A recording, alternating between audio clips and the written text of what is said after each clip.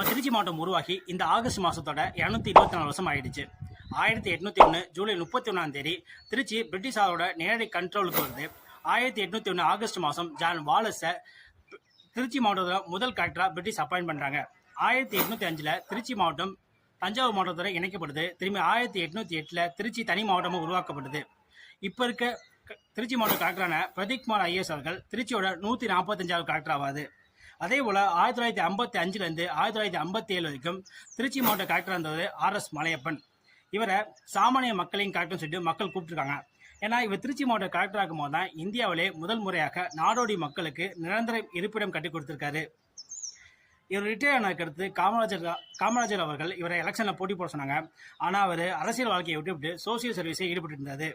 இவர் மறைந்த பிறகு இவருக்காண்டி மக்கள் தங்கள் சொந்த செலவு வச்சிருக்காங்க. அது மட்டும் இல்லாமல் பல சாலைகளுக்கு மலையப்பன் சாலைன்னு சொல்லிட்டு பேர் வச்சிருக்காங்க.